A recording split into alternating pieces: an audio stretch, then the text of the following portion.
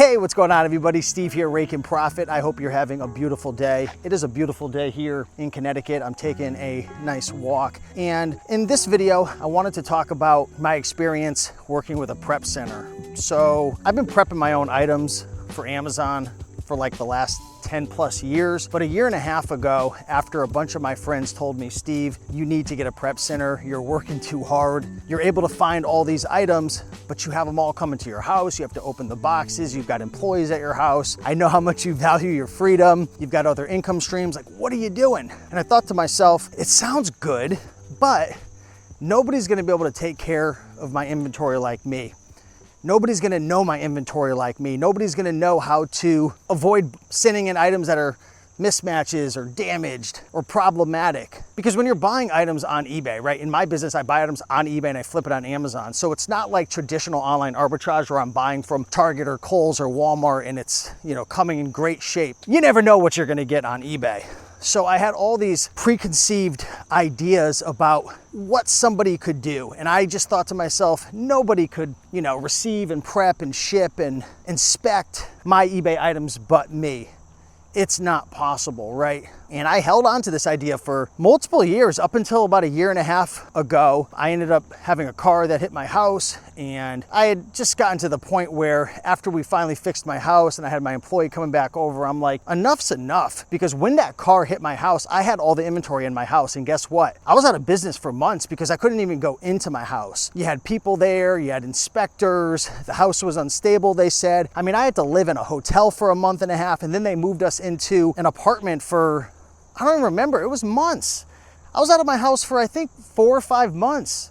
I was out of my house for a long time. Now I did eventually, between you and I, ended up sneaking in, and even when the house was condemned, I went in and I don't even know how I did it. I ended up shipping out my products. So I think maybe power was on somewhere, but I somehow got them out. I got out the products, but I was out of business for a while, right? This was back in August of 2023 when the car hit my house, and I snuck in at the end of the year, right? So it's been a little bit of time, but I ended up getting it out, right? Long story short, I was out of business. I was literally out of business, and if I had a prep center, my business would have kept going. I took a big hit back then. Long story, right? But I made the decision I'm going to get a prep center, and I had all these preconceived notions that my return rate's gonna go through the roof, I'm gonna get suspended, I'm gonna get kicked off, I'm gonna lose all this money, there's gonna be products that come in that are mismatches, that are the wrong item, and sets, and this and that, and the whole world's gonna end. But I said to myself, you wanna know what? Other people are doing it. And that's one of the most powerful things about being a part of a community, right? And making friends with people in the community, because if you start to see other people, like my friend Josiah, right? My friend Seth, Checkmate Flips. I had other friends as well, probably 5 or 10 other ones, Avery, right? I saw all these other people doing it and they were still running their business. And I went in to some of their accounts and to some of their seller boards and into some of their metrics, because I said, I was friends with these guys. I was like, I really want to see your return rate. I really want to see if you're making profit. And they were. And that that was a hard hit to the side of the head, where I'm thinking to myself, I am working so much harder than I have to be working, right? Now, yes, working with a prep center does require additional cost, right? My prep center, it's about $1.50 per item. It does require trust. Things will go wrong, right? Who here makes mistakes in their business? I'll tell you, there were plenty of times where I screwed up a listing, or I missed a flaw, or put an item in the wrong box, right? We're all human, and a prep center is gonna be human as well. But guess what? It's been a year and a half later, and my return rate isn't really much higher. It's a little bit higher, I'll be honest with you, but it's not anything crazy. And even though my return rate went up a tad bit, I don't know if it's because of the prep center or it's because that I've really expanded into more like electronics and tools and office supplies, and I've gotten into products that just have a higher return rate. Like when you deal with products like that, you're gonna double your return rate compared to like a book versus a DVD. Those might be 2-3% return rates. You start getting into toys, 5-6%, 7%. You start getting into electronics, 8-9-10%. But guess what? I flip items still in my business that have a 10% return rate, and I still consistently replenish them. You might be thinking to yourself, that's crazy. Your return rate is 10%? Why would you still buy and sell an item that has that high of a return rate? Because if your ROI is so freaking sick, awesome, good, it can make up for it. And there's plenty of items in my business where the return rate's really high. Matter of fact, my overall return rate right now, I think is around, for the year, like 8%, maybe 9%, and it's pretty high. But guess what? If you have additional costs like a prep center, or your return rate goes up a bit, or maybe your return rate's high, just increase your ROI, right? Just increase your ROI. And also you have to know, out of all those returns you get, how many are sellable versus unsellable. So, out of every 100 returns I get, it's about 40% are sellable. So 60% are unsellable, which means I have to liquidate them to my eBay seller friend or sell them on eBay myself, which I don't do. But this all plays a role in what you need your minimum ROI to be in your business. That's why back in 2022, when I was flipping just DVDs, my return rate was super low and I was okay buying items for a 30% ROI. I was still able to make money. But as I expanded into other categories, in toys, in electronics, I've had to raise my ROI from 30 to 40 to 50. Now my average ROI is probably close to 60%. Why? Because I have to make up for my return rate being a little bit high, for sometimes lost shipments. Again, back to the prep center, I don't know if the prep center is necessarily causing me to get higher returns, but let's just say the prep center causes a tad bit more of returns, right? Just raise your ROI. And I know not everybody can do that, but with eBay to Amazon, Amazon flipping, there's hundreds of thousands of freaking millions of opportunities at all times, especially on eBay. You can't say there's not hundreds of thousands of opportunities because there's millions of products available for sale, and half those you can make a best offer on. So if you make, like my team, we make sometimes 50 to 60 to 70 best offers a day, and maybe only 10 of them or 15 get accepted per day, but still, we can make a best offer on an item that's a 30% ROI and turn it into an 80% ROI. So those are potential opportunities that people just look at as junk. But if you have systems in place to make best offers, you could turn that into profits. So I know I'm going down a rabbit hole and I'm all over the place, but the point I'm trying to make is it's in your head. I'm telling you, it's in your head if you think that a prep center is going to ruin you. Who do you think is going to be able to prep items better? Somebody like me or you who just preps a couple hundred items a month or 500 items a month or even 1,000, right? I used to prep 1,000 items a month back in 2021, 2022.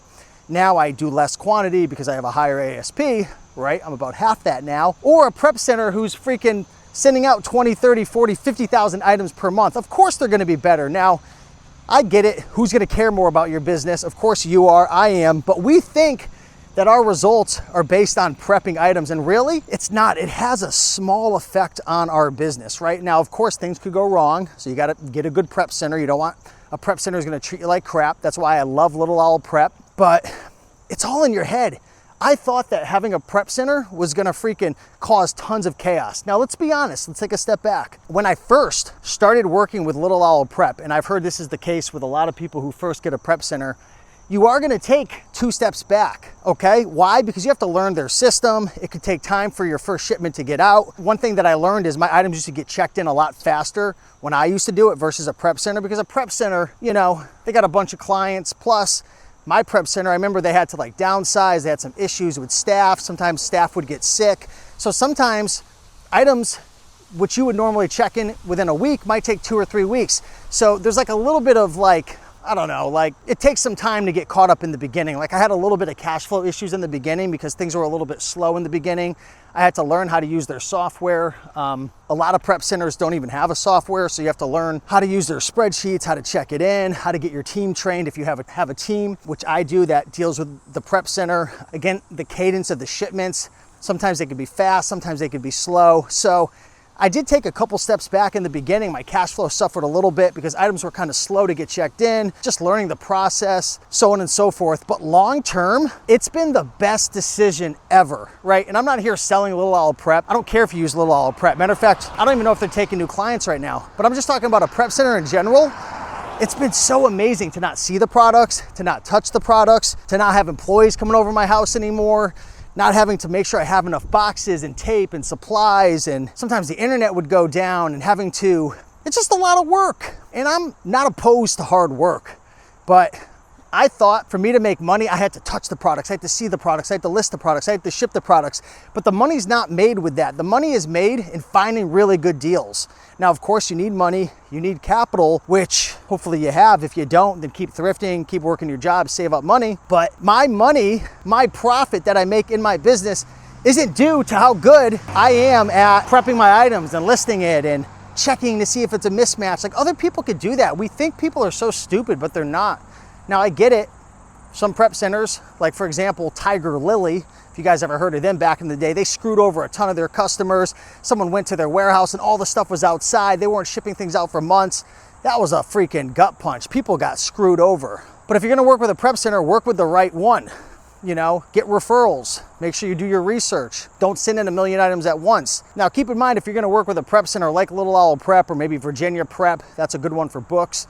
I don't use them, but I've heard like other people use them. They will require you to send in a certain amount of items. So if you're only buying and flipping and selling, you know, 10, 20, 30, 40 items a month, Amazon to Amazon or eBay to Amazon or traditional online arbitrage, that's not gonna work. I would wait until you're selling 100, 200, 300 items a month. I sell about 600 items a month right now. So it's something that you could grow into, but don't think you have to do this for the rest of your life. If you understand the skill of how to source killer deals, whether it's with BookMine, Amazon to Amazon flips, or Replane Catcher, eBay to Amazon, or traditional online arbitrage, if you know how to source deals and analyze deals and read Keepa charts, and you know how to find these good products, that's where you make the money. It's not in listing and prepping and boxing up items. Anybody could do that. And especially if you're doing eBay to Amazon, I'll say it one more time. Don't think, oh, the fee's gonna kill me. Like people say, the fees are so high in Amazon. Oh, the fee for a prep center. If you know what you're doing, right, you can easily source items for 50, 60, 70, 80% all day long.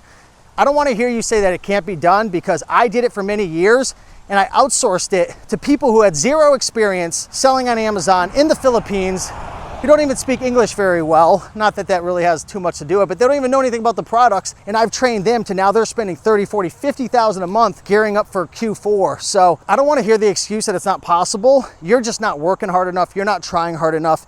You're too new to the game. There's levels to the game. So just put in the work. I'm telling you, the deals are out there, but it's been the best decision ever having a prep center. I love it. I have so much more freedom. I've been able to scale my business. I've been able to focus on other businesses as well. I mean, I just love it. So if you have any more questions, drop a comment down below. But with that being said, much love, guys. I'm gonna enjoy this walk. I'm out of breath. I'll see you in the next one. Peace.